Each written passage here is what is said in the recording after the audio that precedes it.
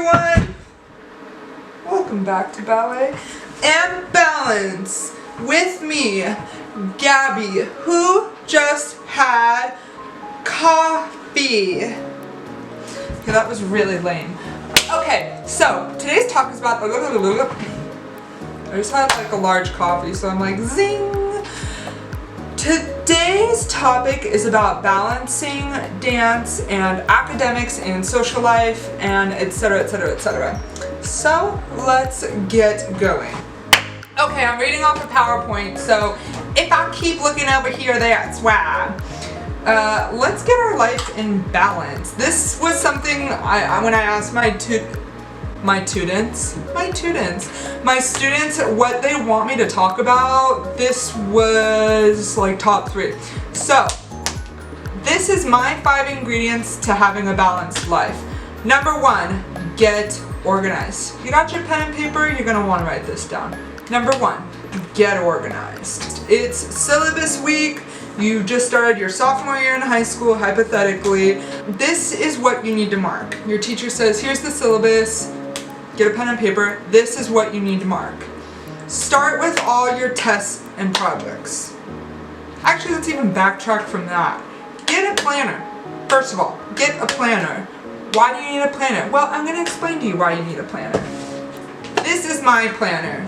It's for the year 2019, and it's got little tabs that tell me what month it is, and then it has the month laid out, my to-dos, my goals. It has stickers in the front. Who doesn't love stickers? Duh. So that's mine. I really like mine. But why do you need a planner? Well, let's do this. Try memorizing in your head all this at one time. It's your mom's birthday Tuesday. She's turning 42. You have a Spanish project due Friday. Your AP history exam is due Monday morning. You also have a test in biomechanics at 1 on Wednesday, and then Tuesday night your brother wants to take you out to dinner, and then you can see how it gets pretty hard to memorize all that. So that's why a planner is really important and why you're going to want to keep all this stuff written down. If you memorized all that in your head, then yeah, you probably don't need a planner, but if you're like me, you forget things easily. I don't remember what I just said. So yeah, that's why you need a planner. Step number 1, get a planner. Get highlighters, different colored pens, stickers. You can get all this stuff at the Dollar Tree, but get a planner. This is so important. This saved me. It's the reason why I got into a phenomenal college, why I was able to balance my dance and academics and to an extent social life. Get a planner. So it's syllabus week and your teacher says, here's your syllabus. These are the things you're going to want to write down. Get a pen and paper. Start with all your tests and projects. Start with all your tests and projects.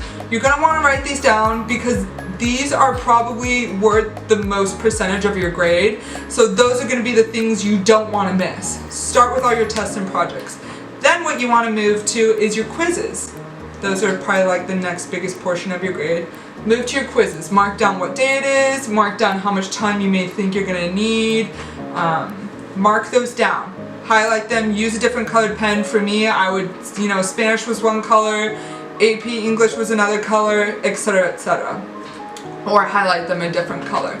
Go to your readings, and then you're going to want to finish with your activities related to school, like senior ditch day, or I don't know, prom, or let's say you're on the ASB team and you have to be on campus after hours. You're going to want to write those things down.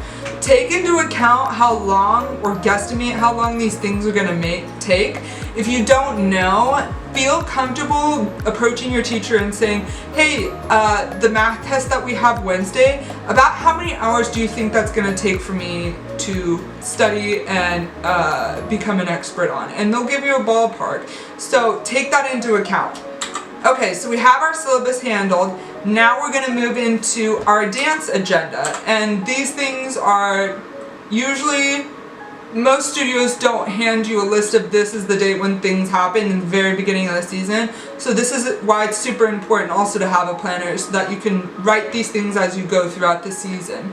Start with all your performances. So we had all our academic stuff written down. Now we're going to move to our performances. Nutcracker, or you have an in-studio piece, or any summer intensive. Those are super important. You're not going to want to miss a performance. You're not going to want to miss the dates for your summer intensive. If you, and like I'm saying again, if you know when that is.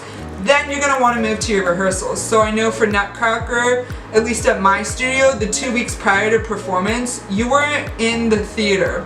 The week before you were in the theater, and the week before that, you were pretty much living at the studio. You're going to want to mark those dates. And usually, at least for me, I know 1 year that those fell on the same timeline as my finals. So you're going to want to include that in your planner, rehearsals.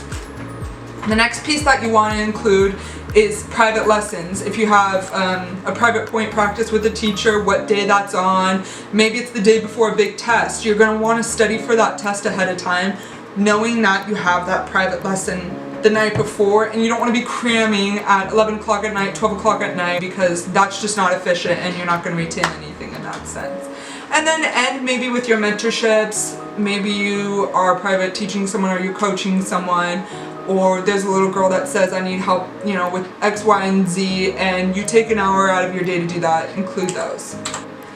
Tip number 2 on how to have a balanced life. Stay nourished and hydrated. This is so underrated, and I think it's so forgotten, and I know, at least for me, like, I could be working super hard and totally forget to have water and eat, and I get just so focused, and I know that's crazy to think about, to forget to eat, but seriously, it's so important to stay nourished. And I know that that was one of the things that really carried me through my academics, was being nourished and nourished well. Not going out for a cheeseburger and french fries, but having a hearty salad with grains and fruits and vegetables, healthy desserts, having carbs. Those aren't the enemy. You're going to need those kinds of things when you're studying. But especially, and it's going to sound oxymoronic, especially you're going to want sugar when you're studying, because a lot of the sugar that you have when you're studying goes straight to brain power, goes straight to using that to study. It goes to your brain. Your brain uses that. Your brain doesn't just pull energy out of nowhere. A lot of it pulls from sugar. So I know for me, making big fruit bowls, or making like healthy chocolate desserts really helped. If you guys want, you can comment if you want any of those recipes that I use, but fruit is your friend, carbs are your friend. I know you're a dancer and you're trying to stay thin, but let me tell you, these are things that you're going to want to have when you're trying to study and get everything balanced in your life. You can't go from rehearsals, to waking up the next morning to going to school for 8 hours to, studying with nothing in your system. Your body you can't do it. You can't run on nothing. So this is super important. Stay hydrated, stay nourished. Tip number 3, don't forget about your friends. And this was something that when I spoke about this to my students, and when I spoke about this at my old dance studio, this was like the biggest point that I wanted to drive home. Was, for me, I was so consumed in my dance and my academics, and I was doing great. I was excelling in both, but I totally put my friends on the back burner. And they say between those 3 things, your social life, your academic life, and your extracurricular life, like whether that's soccer, football, or dance, or whatever it is, you need to pick 2 of those 3. And for me, I just don't believe that's the truth. I really regret not going to more school dances, or when my friends asked me, let's go to the movies or let's have a sleepover, that I would deny them of that, because I was like, I need to study more, or I need to study ahead, or I need to practice dance, or I need to go to dance, or I don't have time because of dance. And I really regret that. And I know that a lot of those people that asked me to go do that stuff with them, they're still friends to this day. In fact,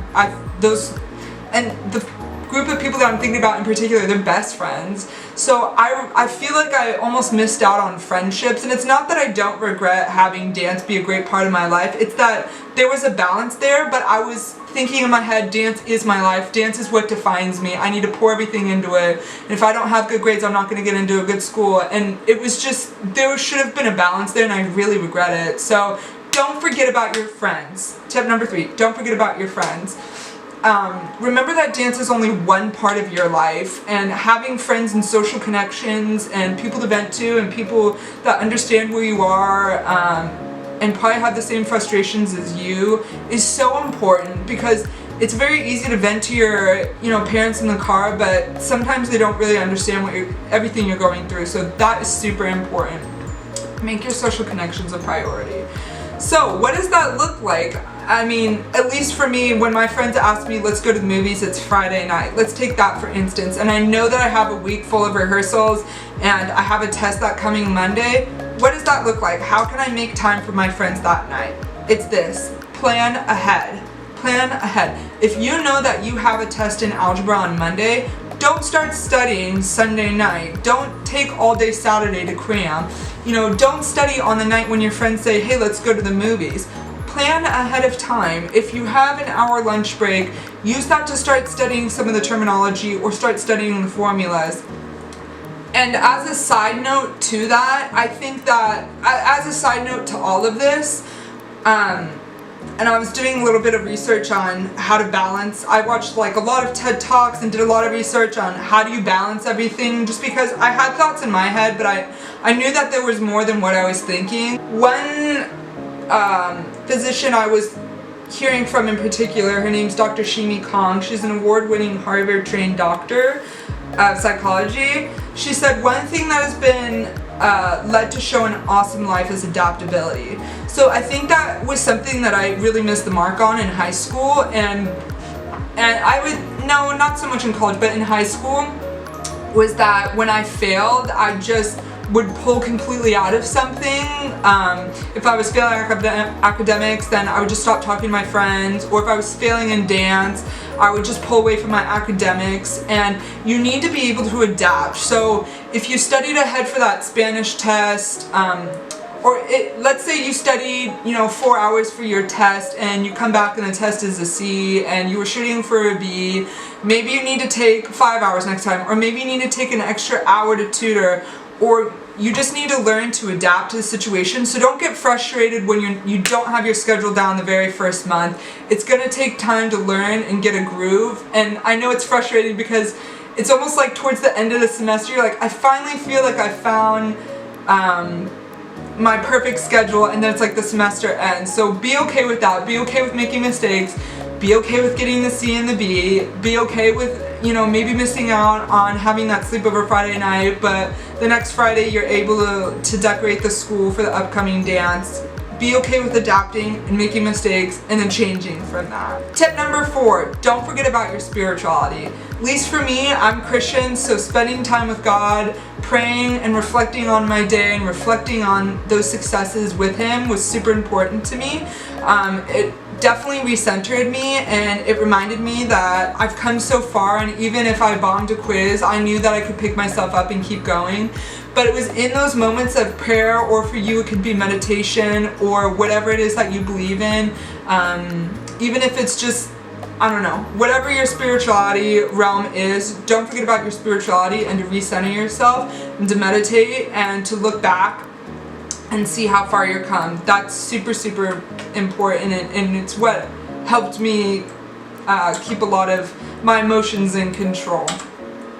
Tip number 5. I wish I could put this as tip number 1. Tip number 5. Rest, and don't forget to laugh. And I know in particular, I thought that if I stayed up, and this was more prominent in college than it was in high school, but I thought if I stayed up all night and studied for the final, I'm sure to get an A on it. And I know that this was something that I talked a lot about with my family, and they had to constantly remind me that if you don't have adequate sleep, you're probably not going to remember everything you studied. So rest. Don't forget to rest. Rest, rest, rest, rest. And don't forget to laugh. Okay. Okay guys, that's all my tips on how to have a balanced life. If you have any questions, comments, things I didn't address, I'd be happy to make a part 2. Yeah, I guess that's all I have to say.